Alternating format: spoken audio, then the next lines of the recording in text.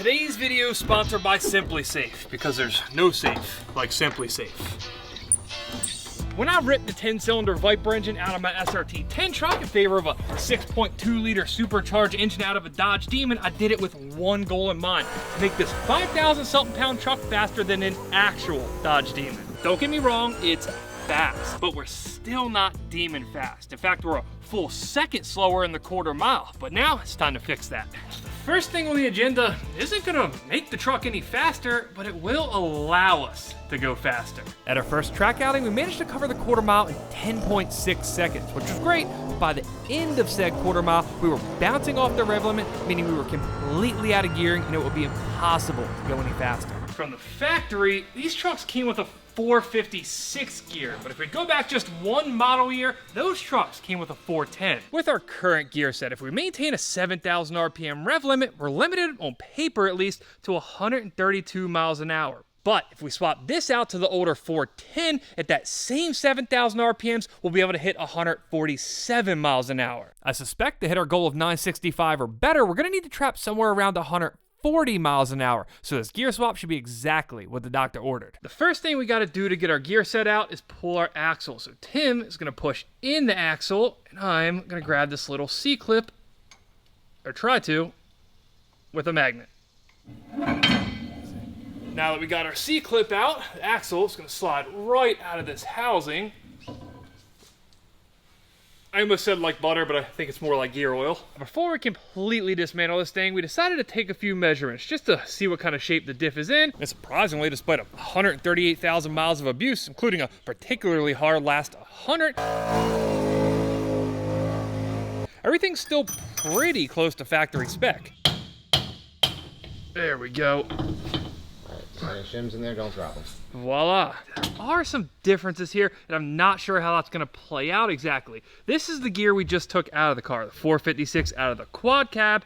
This gear and this ring gear are the 410s out of the regular cab. Some of the differences, they're clear as day. The inner pinion bearing on the quad cab 456, it's tiny. The new one is taller than the old one is, and the depth between the inner and the outer pinion bearing are also different.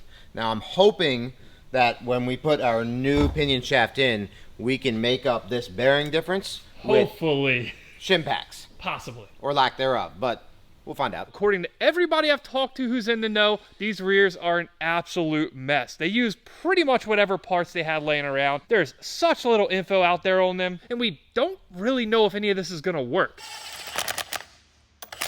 The diff's ready to go back in the truck, but before we do that, I want to take just a second and, I don't know, predict the future, if you will. By all accounts, these diffs are capable of holding 600-700 horsepower, and then they kind of self-destruct. We're going to risk it. We're going to see how far we can push it, but the apparent failure point on these is the spider gear. Not the ring gear, not the differential itself, not a housing issue.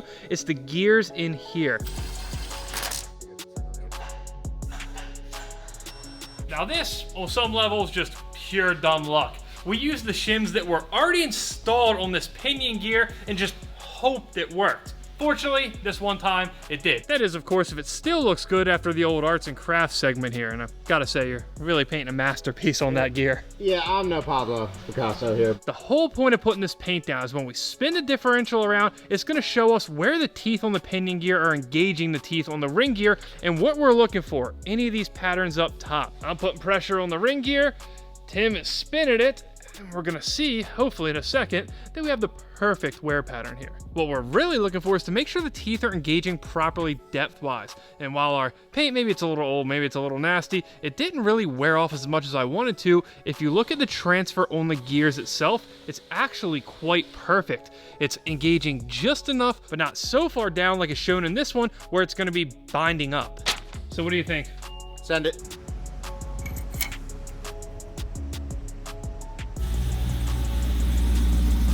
Well, it moves under its own power, so I guess we couldn't really screw anything up too bad. Would you hop in, Fernando? Usually first gear's going like that. Now it seems like it's usable, right? Yes, that's first? This is still Wow. first. One could argue that this would aid in our traction issues. Never mind. Yeah, let's take it to the track and see how it does.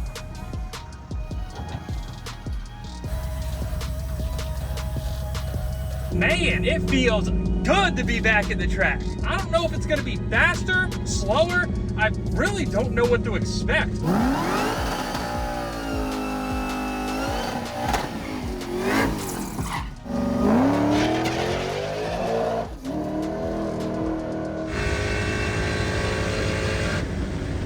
She spun! All right, buddy, what's your guess?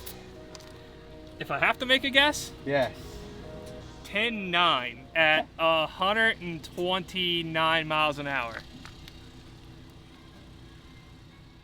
Is that an 11.5? Let's see through your fingers. I think I might have got a little bit cocky. Last time we were at the track, I was leaving really soft, expecting it to spin. It didn't. Decided I'd just go for it this time and see how heavy I could foot brake it. Turns out it was a little too much.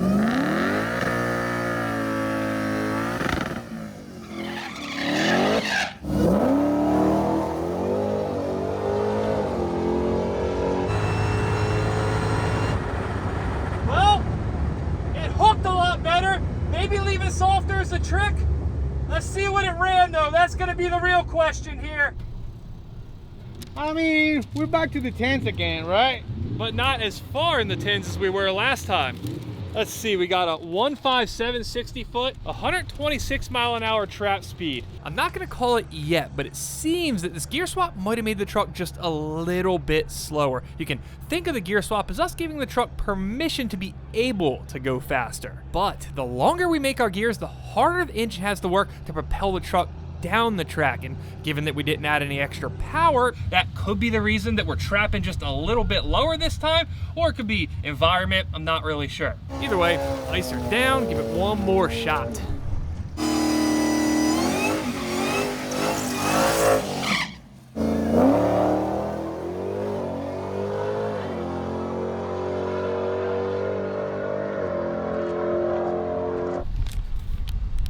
I don't like your face. Okay. It's decent. That one felt good too. All right, 10.8. Well, it's safe to say we are solidly in the 10.8s here. It's a 4-door truck running 10 seconds, multiple times. That's a progress, at least. He's right. I am still thrilled with the fact that we have a solid 10-second truck here, but we want more. We definitely want more. Either way, today was about collecting data, and we did that. That red line right there, that's RPM. You can see that is our launch. It spun a little bit, then came back down and hooked up. Second gear shift. But up here at the top of third, that's what we really needed to figure out. Last time out, we were banging off a 7,100 RPM rev limit, and now the highest we get is 6,500 RPMs. We are golden on the gearing issue, but now we actually have to make this thing faster. To do that, we have essentially two options. Number one, more power. Number two, less weight. Because we have a whole second to cut, we are gonna do both of those things, and we're gonna start on the power front. Now, we've already done 99% of the things that you would normally do to these engines to get power out of them, at least without going crazy and doing an upgraded supercharger or building the bottom end. We have that 10% larger crank pulley down low. We've done headers, we've done fuel system intake, we even did the camshaft. But the one thing we haven't done, which is ironic because it is one of the first things you normally do to Hellcats to get power out of them, is the supercharger pulley. So we are gonna slap this guy on a 2.85 pulley. The stock one, that's a 3.35. The way supercharger pulleys work is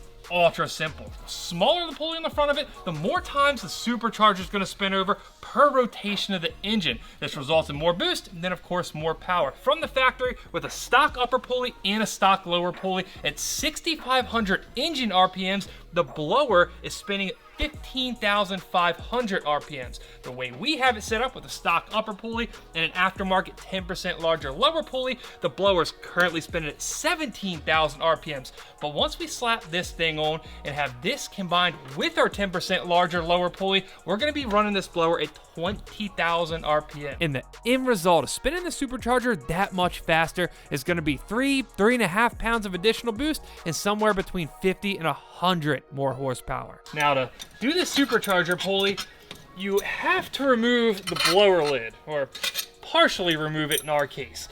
Typically, you would yank all these massive 10mm bolts out, you pull the thing off, no big deal. But on this gym we've built ourselves, the engine sits so far back under the cow, that we can't get these bolts out. The back two on either side, they're stuck in there, so we came up with a new plan. I'm gonna try to just space this blower lid up as far as we can get it, jam a 2x4 under here, and call it removed. Now, you know, in theory, this isn't such a bad idea, but considering this is the first time we've ever had this blower lid off, the gasket, it just disintegrated, so we're gonna have to figure out a workaround for that. This is kind of a problem. Ultimately, what we're trying to accomplish here is to be able to get this whole snout section off. It's what houses our blower pulley, our throttle body, and all that good stuff. And what we're gonna do is basically try to situate the blower up high enough without having to remove it, then we can just yank this off.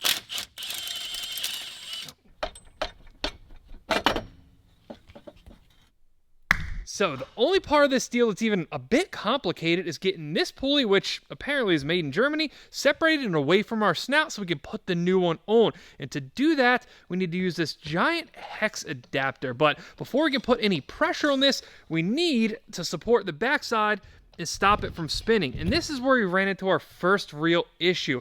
I bought this tool, which is supposed to be for Hellcat pulley installs just like this, but on the 2.4 liter blowers, the ones that come on regular Hellcats, these pins on the back, they stick out. The idea with this tool is you can slide these 8 little holes directly over those pins and lock this portion to one of the bolts on the snout housing. It'll give you the perfect support to put pressure on that hex head we just put in there, break it loose, and yank that pulley off. But being that ours don't stick out the backside on our 2.7 liter blower, this tool, it's really not going to work as intended.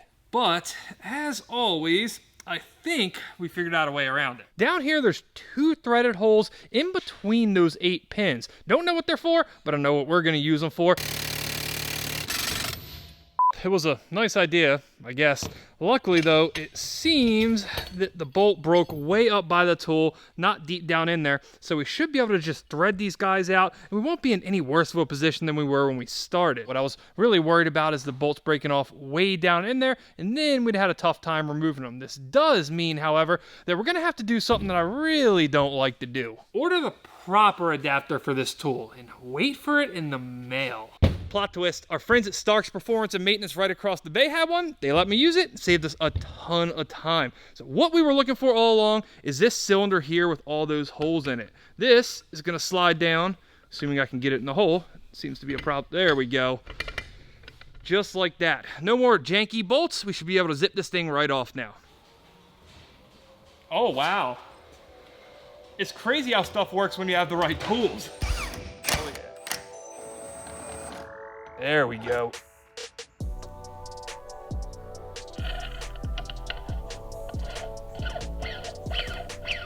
Slide our new hub on, and we torque it at 70 pounds, which happened much faster than I thought. All right, now we slide our fancy, new, smaller, much lighter pulley on, using a Harbor Freight tool to install titanium hardware.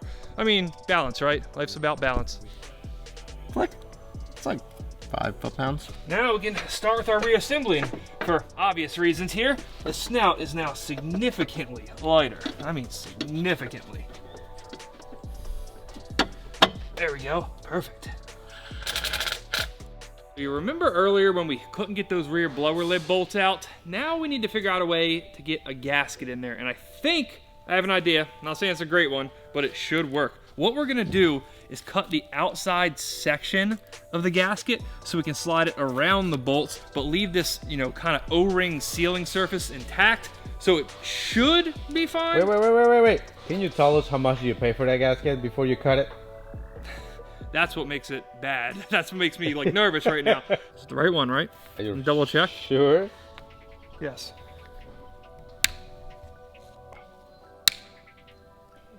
Like a high-end pizza delivery guy, you know? Yes. There we go, I'm in. I'm good. Huh, I'm in too. All right. Okay. So the final question mark on this whole pulley swap is our blower belt still gonna fit? We took a 1/2 inch diameter off our blower pulley. We certainly are gonna have a little more room in it. Just have to hope we don't run out of tensioner before it gets this tight. Go for it, let it go. That's off a rip. Back up. There we go.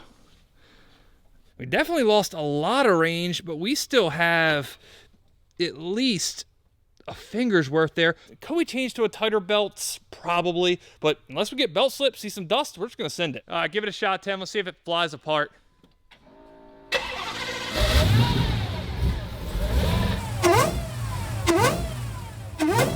It looks good from here. I mean, the pulley's still on. We've done pretty much everything we can do on the power front, except, you know, up in the nitrous pill, which we will do if we have to. But first, we're gonna shoot it with some Ozempic and try to pull some weight out of it. But before we can do that, we get to do something that I'm really excited and almost kind of nervous to do, and get a weight on it. Since we built this truck, haven't weighed it, we finally get to see exactly how fat this pig is. 5,600. No. 5250. Doing the prices right, BS on me. He said 54 earlier. I said like 5250. So I'm gonna have to go with 5251.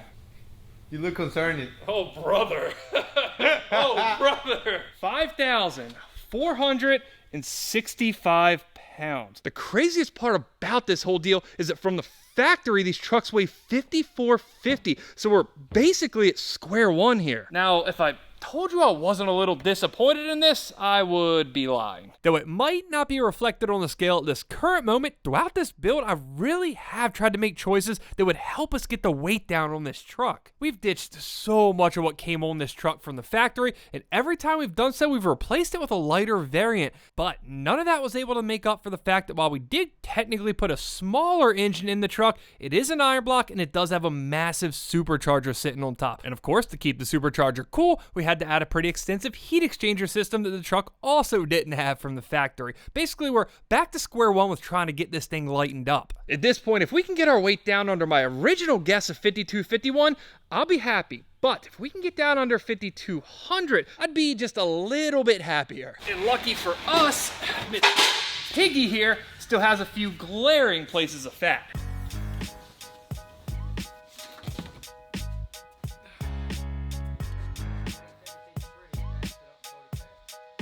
We are just getting started, and I'm already 10 times more optimistic. Everything we pull out of this truck is seriously heavy. Now, unfortunately, we do need to set a few ground rules before we get to hacking away on this thing and turn the truck into Swiss cheese. I genuinely want to keep this thing a street truck, so I came up with a pretty simple rule. We can take out whatever we want as long as we can have it bolted back into the truck within an hour once we get done at the racetrack. Meaning, we'll take out this subwoofer because it's simply bolted down, but we're not going to go hacking the brackets where the seats mount off the actual sheet metal of the car. Now for the fun part. See how much weight we're getting rid of. This part might be the most shocking. This console is heavy.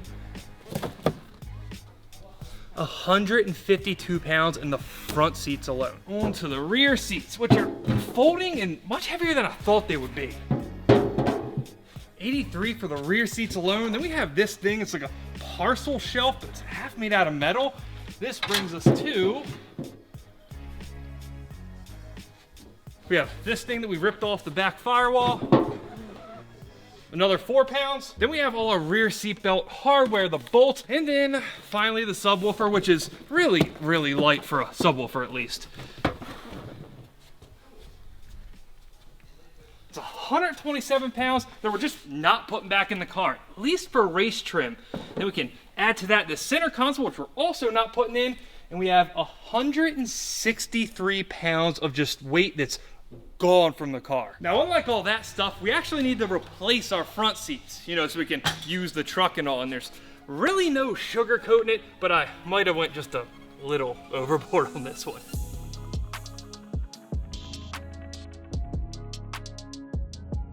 Recaro Podiums. They are carbon fiber, they weigh like 13 pounds each, and they are far too nice for this truck. Seat for seat, these things are a combined 90 pounds lighter than the ones we just took out of the truck, but unfortunately, it's not gonna stay that way. We have to add steel side mount brackets, and we have to fabricate some type of way to actually mount these seats in the truck. So we are gonna eat into that 90 pounds of weight difference pretty heavily. As for exactly how much though, I guess there's only one way to find out.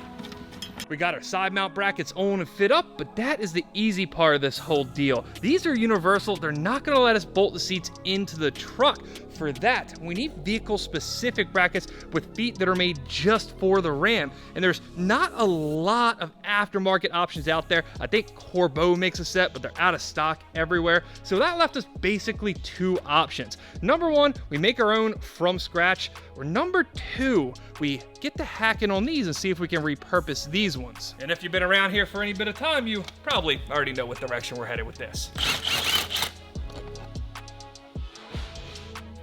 So this is our massive, and I literally mean massive because it is heavy, seat bracket slash slider slash motor assembly. We don't need all of this. We just need the little feet and maybe this cross rail. So now we get to have some fun and try to figure out how we can disassemble this. It's a 50-50 shot we get this going in the right way. That's not the way I wanted, but it does move, okay.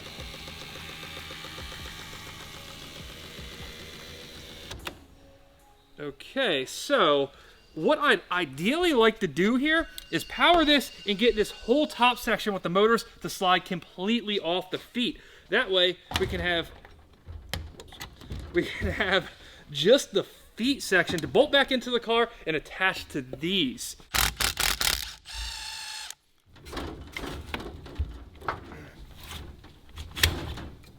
Oh, hold on. That one actually came significantly further off. Let me get my wiring contraption out of here. Okay, didn't quite expect it to just yank off like that.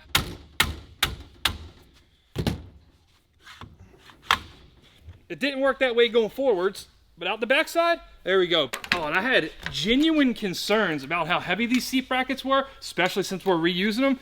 That's a lot. That ain't light. Not at all. 80% of that weight is in those things, not the parts that we're actually using. The idea with these is we should be able to mount them right back into the car, at least once we get what looks like half a French fry out of the bolt hole, and have a nice flat mounting surface to figure out how we're gonna mount these seats.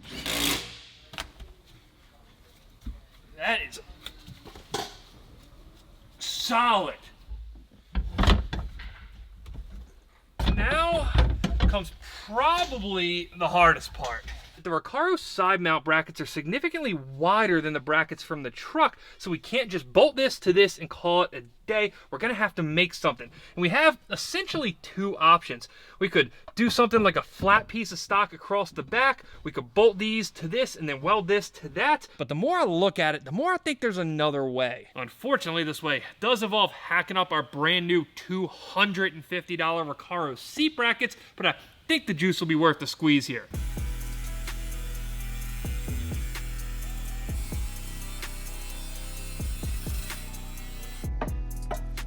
If this works, awesome. If not, I will feel very bad about this. Oh baby, we just nailed it. What we did is hack that entire bottom section off and drop the 45-degree angle piece straight into our existing seat brackets. They're both perfectly square. They're butted up against each other all the way down, which means in theory we should be able to weld them together right there and be on our freaking way. Now, one thing we are gonna do before we weld the seat on is add some type of cross bracing. We got rid of everything that was previously cross bracing this, and it just doesn't feel safe to run without it.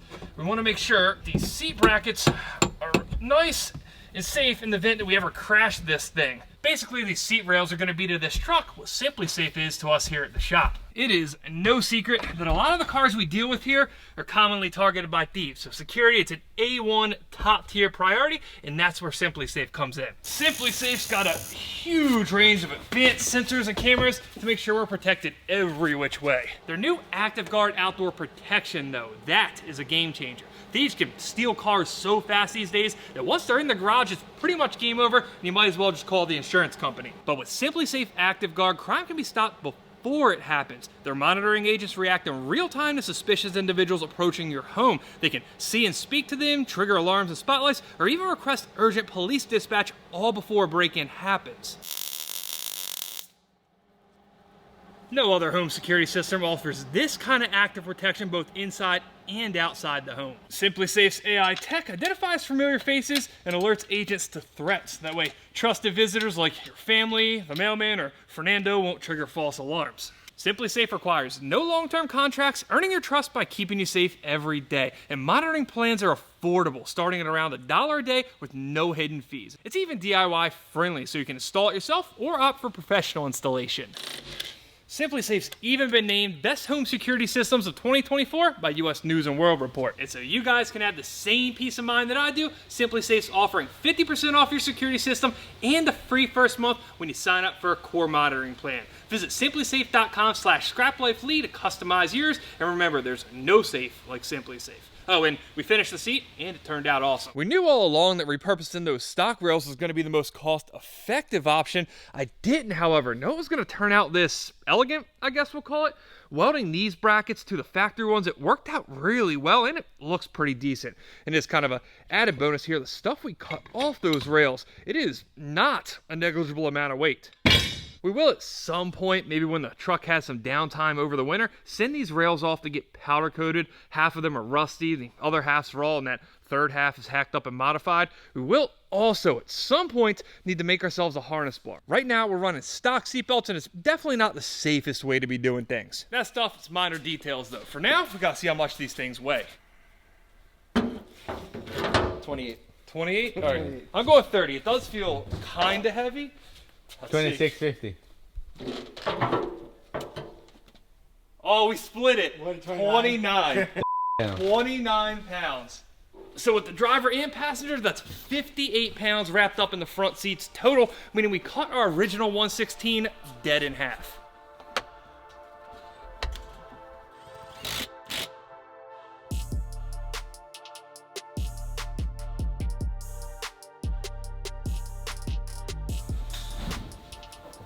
Amazing. Legit. Perfection. They are so comfortable. The seating position, it's lower than stock, but it feels awesome. And the best part, I think, is they just look ignorant. Absolutely ignorant in this truck. All right. We can still fit 3 people in here, but we'll put a Home Depot bucket upside down and you can sit on that, all right? Now this next part, we are technically downgrading to upgrade to lose weight. I know it doesn't make any sense now, but it will soon, I promise. Last episode, when we swapped out the factory rear wheels for the 17-inch drag wheels, we dropped 40 pounds off the truck. But this whole time, these monsters have still been sitting up front. So I figured if we need to lose weight, what better to do than replace the front with a set of drag skinnies. These things are just comically smaller than the wheels that are on the car. They're about 5 inches across. From a height standpoint, we lost, I don't know, 3 inches. Well, I have drove a lot of cars with skinnies. I haven't done so in a truck that weighs over 5,000 pounds. So I am, for now at least, gonna consider this part of the track package. You wanna give them the bad news? These aren't going to fit under our new wheels. No more big SRT-10 brakes. And that is a sad point. I'm not happy about it, but hey, you know, we gotta spend money to make money. Or I do think the weight reduction we're about to have, though, is gonna be worth the trouble. What do we got? 80 pounds? 80 pounds flat. Wow. Now, I will say that these aren't the lightest skinnies I've ever had. They're actually quite heavy. Let's see. 43 pounds. 44. 43. That is a massive caliper. I see why it doesn't fit. It's not even close. It's very heavy. Huge. We tried to fit these wheels on while these brakes were still attached, and we didn't even get a single stud on. They're just too big. Now, there's been plenty of occasions where I've downsized rear brakes on cars to fit 15-inch drag wheels, but I do have to say it's the first time I've ever did it up front. Downgrading, it's never fun, but there is, at least this time, a real strong silver lining. These SRT-10 brakes, they are massive and they are heavy. So not only are we losing weight in the wheels, we're gonna lose a ton of weight in the brakes too. And I know at first glance, it might look like we're getting practically all of our weight savings from swapping these huge SRT-10 calipers to these Ram 1500 base calipers, but the real winner here is the brake rotors.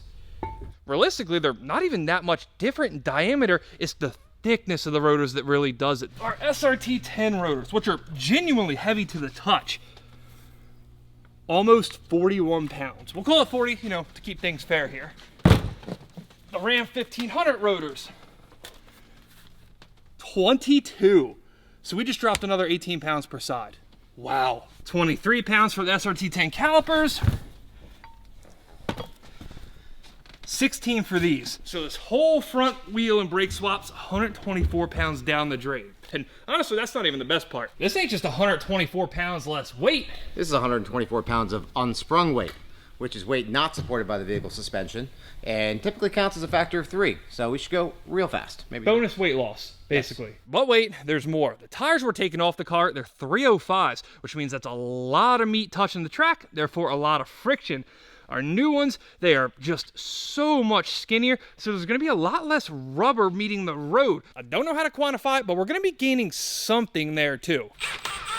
But to take advantage of all this newfound weight reduction, we do have to make a few small changes first. These are the SRT-10 knuckles we just ripped off the car, and these are ones off of Ram 1500. You can see the difference in caliper mounting provisions. They are significantly more spaced out on the SRT-10, and the upper neck of it, where the upper controller mounts, that's completely different. Then there's things like this ball joint, which, well, you can see. I don't really need to explain this.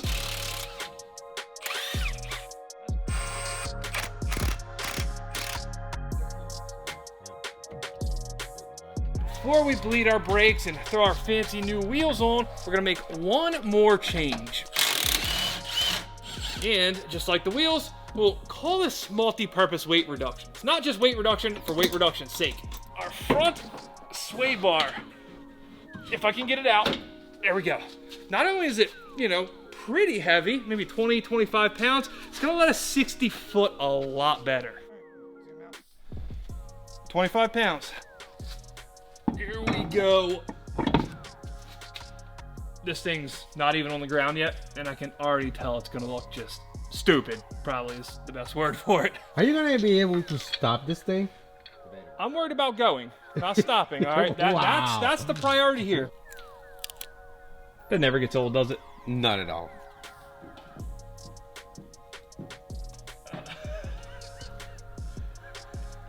This is lower than most of the cars that I have. When I decided to build a truck, I didn't at all think I was gonna have an issue loading it on a trailer, but this thing is low now. So the next piece of weight loss here is the one that's, you know, easy. Every truck guy does it, not necessarily for weight loss reasons, but the tailgate. It's gotta come off. I mean, it barely, oh, it could actually shut better than most times. It barely shuts anyway. It's been fighting us the whole time.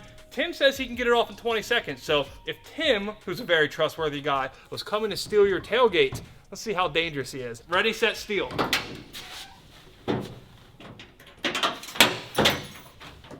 You hear that siren? Oh, shit, cops. I don't know what it was definitely under 20 seconds. Definitely. Pretty good. Hide your tailgates, lock them up, put your car in the garage. Tim's coming for him. Now, I know logic would state that we also take off this raggedy spoiler, but we're not. I can't do it. This makes an SRT-10 an SRT-10. You know, sort of like the engines and the brakes and all that other stuff that we ripped out, the seats. But this part, it's got to stay. That's called character. Character, yes. Character. I think we're about to be disappointed. This is not that heavy. 55, okay. My original guess Not was that 60. bad. Yeah, we were all thinking somewhere around 60, because that's what we read on the internet. But once we picked it up, it did not feel that heavy. Now, there are plenty of other areas where we can take a little bit of weight out of the car. Truck, not gonna get that at this point. I kind of thought I would a while back. But this is the last big piece, so I suppose it's time to weigh it up, see what we did. So we were at 54.65. 51.70. Solid 50-50. 50-50? Yeah. Dude, it can't be that light, right? I'm gonna be honest, I have completely and utterly lost track of what we've taken out of this at this point. I'm going 52.01. If we see a 51 on that screen, I'm gonna be thrilled. I see your face. I don't know what that means. I don't know if it's bad or very good. It's either it's one way or the other. Stay right there. He's the closest one. Is it 5? Hold up.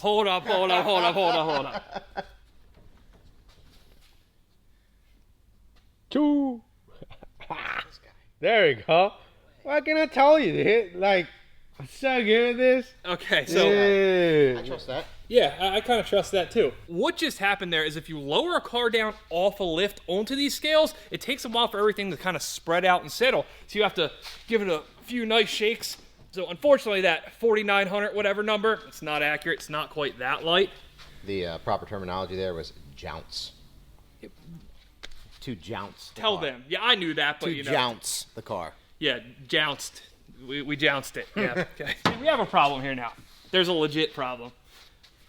I know for a fact we can take another 47 pounds out of this car. I was planning on loading this thing on the trailer like 30 minutes from now and getting it ready for the track tomorrow. No.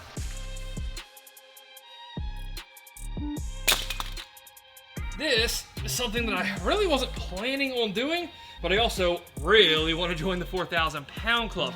Plus, it's October after all. I think it's about time we stop pretending we're fixing this AC anytime soon. Especially in this massive engine bay. It took all 2 minutes to get out, and it's a really easy delete. All you gotta do is swap to a shorter belt. I haven't weighed every one of those random little parts we took out. We're just gonna do this the easy way.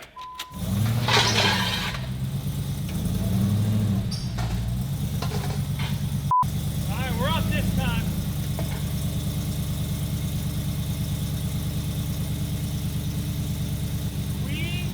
Are going to be this close. I know what I weigh, and if this is accurate, I think we just did it. Boom! We're calling it official number 4,971 pounds. I don't know if it wasn't completely accurate before or what, because I truly don't see how all this stuff adds up to that much weight. I mean, this is kind of soggy. It probably weighed 10 pounds, which I know sounds ridiculous. This, at best, 20, 15, there's really not that much weight here. What we're gonna do is drive off, and that'll verify that the scales are properly zeroed out.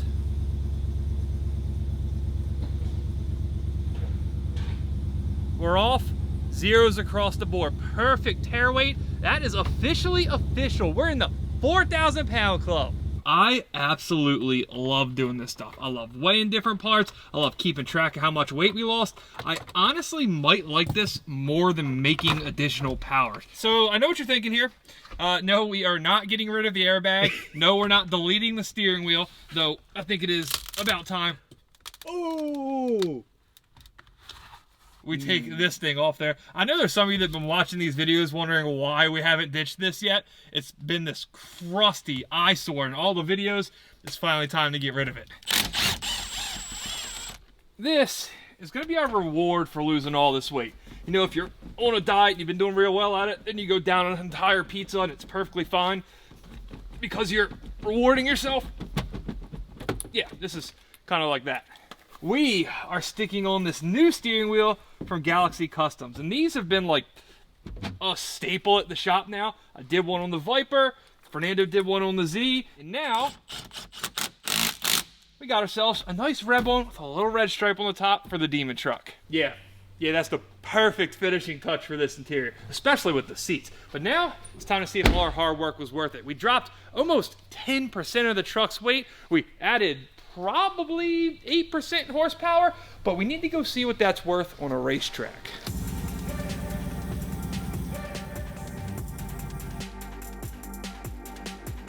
Well, if you watched the OG Demon build, then you might recognize that we're at Dragway 42 in Ohio this morning, and last time we came here, things didn't really work out that great.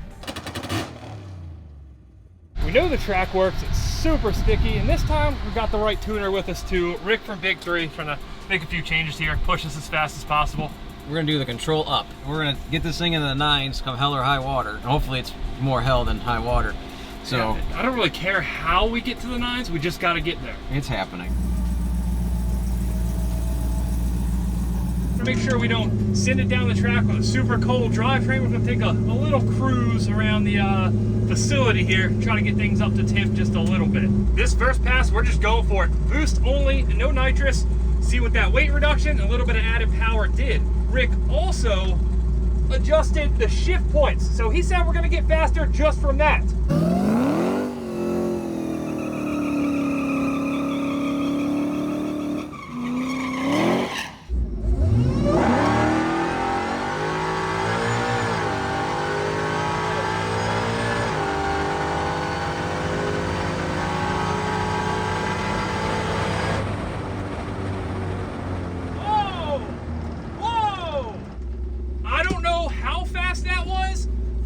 but that is a whole different truck. That feels significantly faster. I do suppose because, you know, why not? We will have to give it a guess though. Last time we came to the track, I was so horrendously off on this. I don't feel bad if I'm wrong. I want to say like a 10.1, a 10.2. Well, it turns out I didn't make a fool of myself. 10.28, 131 miles an hour, 146.60. We got better all around, which I suppose is what should have happened after everything we did. And maybe the best part about this is the fact that that was no ice, no changes tuning wise, except that little shift point adjustment. And I'm not sure exactly how much it matters, but there's like a 25 mile an hour headwind here. On a race car, maybe not so much, but on a massive rolling brick like this truck, it's probably not ideal. So Rick upped the timing a little bit. He did his part. We are gonna ice this thing down a little bit and do our part, see just how fast we can get it before we enter the cheat code.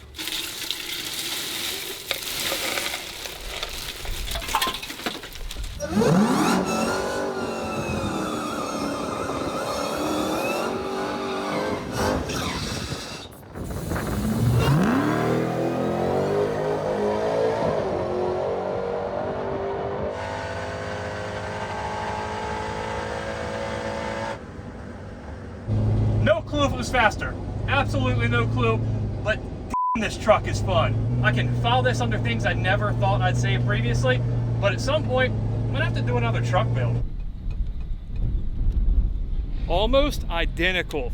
Same ET, same mile an hour. Well, on a day with really ideal conditions, maybe it's 40 degrees instead of 65. Maybe there's a tailwind, not a headwind. We probably could put this truck into the 9s boost only, but instead of beating our heads against the wall, we're just gonna spray it. I mean, why not, right? We only have so many passes, might as well make them count.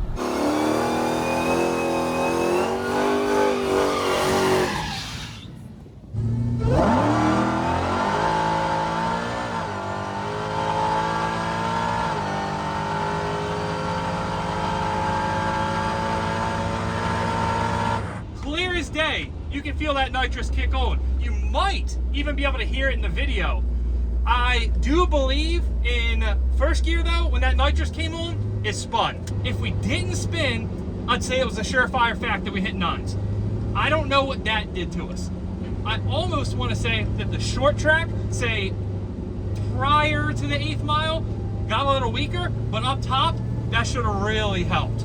Oh, well, we went faster, and that's the good news. The bad news though, we didn't quite go fast enough. 10.12. What I was feeling in the driver's seat ended up showing itself pretty perfectly here on the time slips. Our 60 foot, our 8th mile, it's really not that much quicker, but our quarter mile ET, that's a 1/10.5 quicker. We picked up 4 mile trap speed to 135 miles an hour. My concern is that if we keep adding power through nitrous, we're essentially gonna exacerbate our spinning problems, and we might end up making this thing slower. So as much as I hate, and I truly mean it, hate coming off goals, I simply don't think it's possible for us to up the nitrous enough to drop a full ½ second off the quarter mile and hit our goal, especially given the conditions that I'm sure you can hear at the track today. So I think we're gonna have to shift our objective a little bit. 9 seconds. There is absolutely no reason, unless we break something, that we can't make this a 9-second truck in the next couple passes. So instead of adding more nitrous, he adjusted how the nitrous comes on. And just as a little added precaution, I went back to the high school Honda Civic days too and decided to pull the air filter off of it. I don't know what, if anything, that's gonna do, but we're about to find out.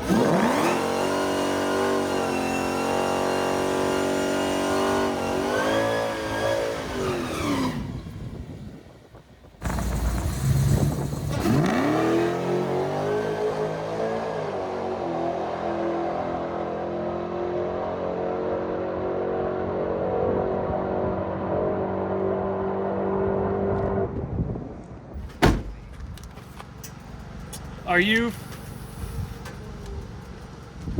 Wow. Wow.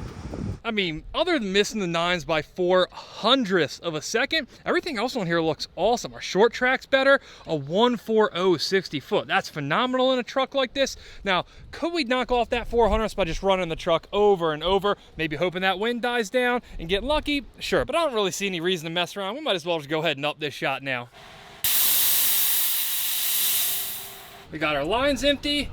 Now, hopefully, nitrous isn't gonna come spraying out of this. What we're gonna do is change out this 052 pill for this 062 pill. Previously, we were roughly 100 shot. This is gonna take us up to 150 shot. If this doesn't do it, we can go higher, but I think this will get it done. Now, on the tuning side of things, we're not just gonna throw nitrous at it and not account for it. Yeah, we need to add a little bit of fuel since it's a dry kit, and then we're gonna pull a little more timing out of it.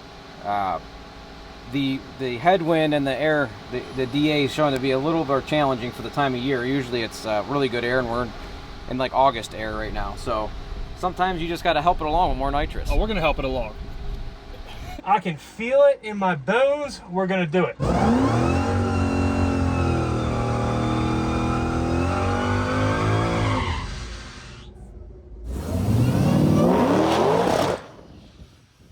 Good. Okay.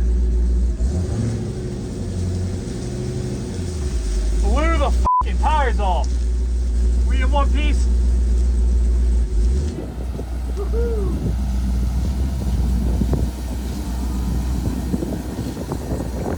Let's try this again.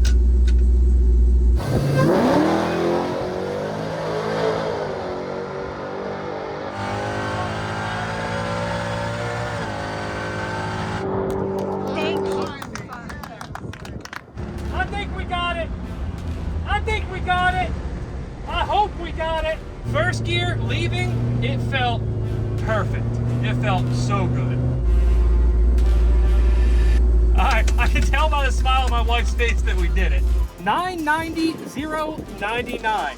Well, 1360 foot, 6.298. Truthfully, when I was driving here this morning, I was thinking that if we didn't hit that 965, I was not gonna leave here very happy. But after seeing how much work it took just to get into the nines, I mean, I'm freaking thrilled. This slip looks awesome too, 136, 60 foot. It's still hard for me, not being a truck guy, to imagine a full-size quad cab truck doing 1,360 foots. At the end of the day, this has been a really rewarding build and a rewarding trip up here to Ohio. To build this truck and have it go nines so trouble-free, I can't say that's at all what I expected when we drug this thing out of the driveway close to a year ago.